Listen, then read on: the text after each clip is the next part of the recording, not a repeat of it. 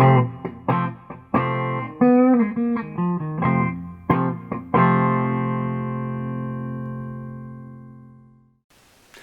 and welcome to another how to bias video from Berkshire Guitar Amplifier Repairs in Reading, England.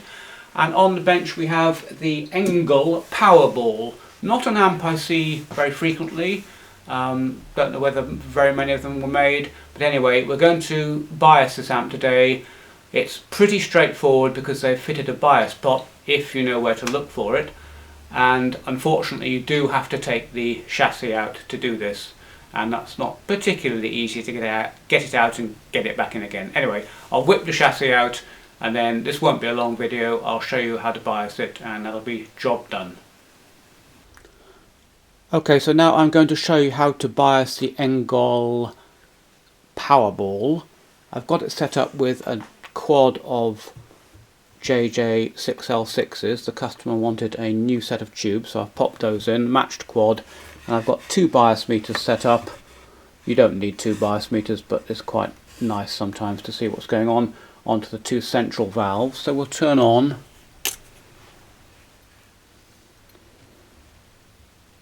and then put the HT on, and we should see the valves start to draw current any moment. There they go. And we'll see what these new valves are doing. It's a 450 volt plate roughly, so we're looking for 43, 44 milliamps on the valves, and they are not going to make that. I can see that immediately. They're going up to 32, quite well matched as well. That's nice. So we're going to need to bias this amp. I never biased one before, so I actually looked up someone else's YouTube channel to see how to bias it because it wasn't at all obvious. So to do that I'm going to need to flip the amp upside down and put it on my wooden stands here, and I'll rejoin you then and I'll show you how to bias the amp. Okay, I've got the amp flipped over onto its stands. I'm not surprised I missed it because this is the bias adjustment here, this little hole here next to the mains transformer, and just pop a screwdriver in there.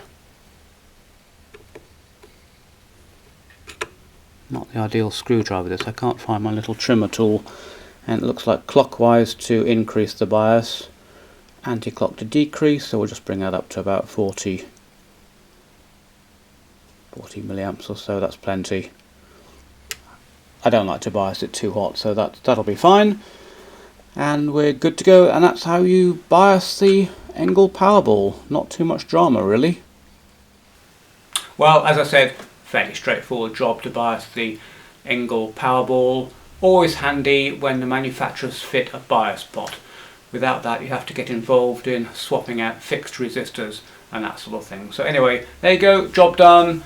The purpose of the video I think really was to show you where the little hole was to put the screwdriver, because it certainly isn't obvious. Actually, I had to look it up myself because I'd never biased one of these.